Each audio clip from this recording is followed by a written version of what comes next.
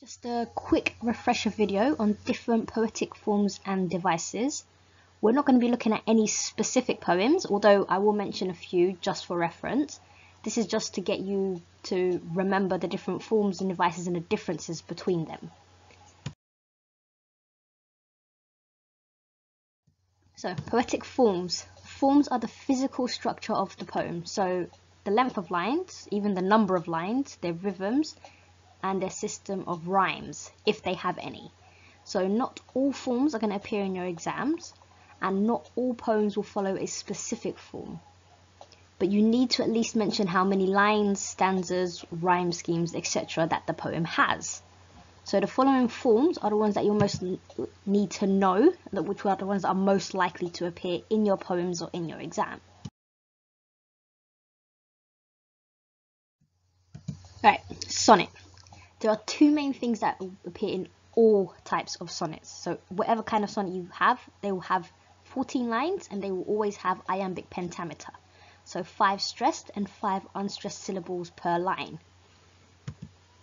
So the Petrarchan sonnet is divided into an octet, which is 8 lines, and a sestet, which is 6 lines, with the problem being in the first stanza and a solution in the second.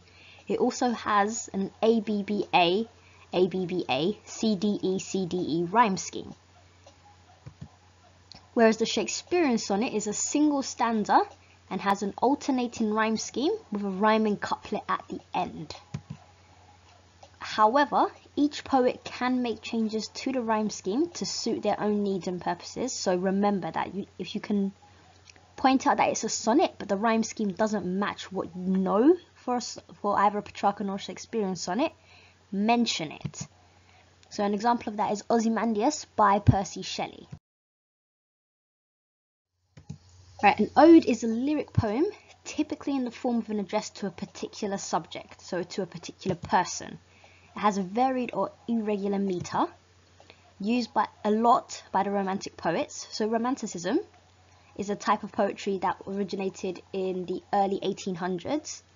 So a focus by poets and writers on the power of nature, imagination, children, and people that are marginalized by society. So some of the Romantic poets that you may have heard of are Wordsworth, Blake, Byron, and Shelley.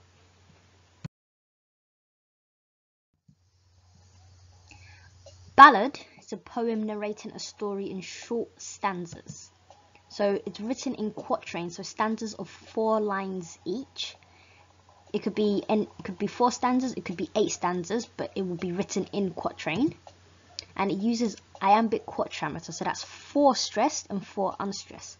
Remember, pent means 5, quatra means 4. That's how you know how many stressed and unstressed syllables per line. A ballad often develops a dramatic story.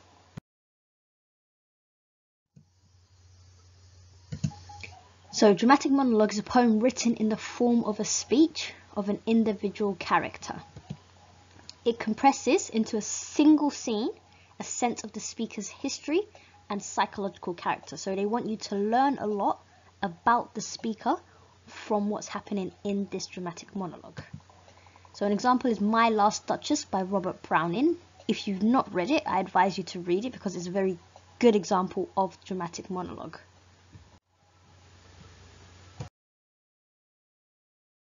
Free verse. So free verse is an open form of poetry. It has no consistent meter or rhyme.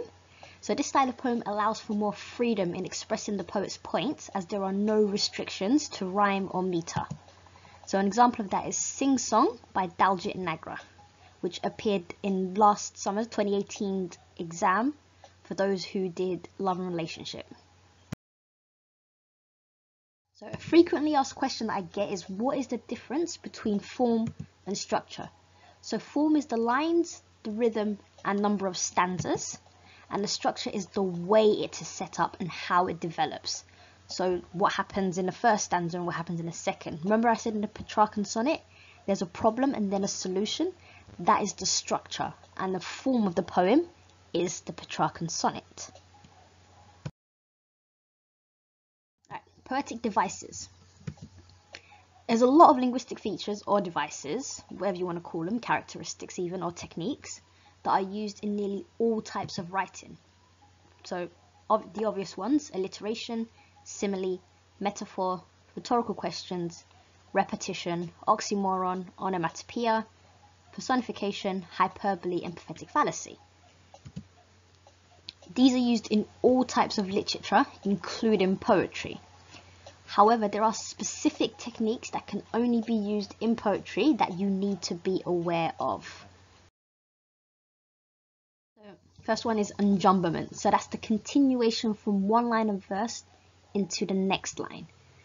Easy one to notice, but it's harder to explain its effect. Just remember that what you think as a reader will always be valid, as no two people feel exactly the same way about anything.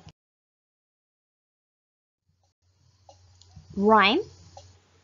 Correspondence in the final sounds of two or more lines. Rhyme only counts if it's at the end of the line, not in the center.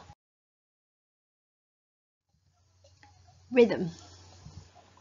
Rhythm is the pattern of stresses within a line of verse, so all spoken word has a rhythm, formed by stressed and unstressed syllables. When you write words in a sentence, you'll notice patterns forming. So an example is an "iamb" consists of one unstressed syllable, followed by a stressed syllable. An example of this is the word remark. Pent means 5, so a line of iambic pentameter consists of 5 iambs, 5 sets of unstressed syllables followed by 5 by stressed syllables. Caesura. It's a break using punctuation before the line ends. Anytime punctuation is used in the middle of a line of poetry, it was done intentionally. That means the poet put it there for a reason. Your job is to explain why. Was this useful? Let me know if you have any questions about anything in this video.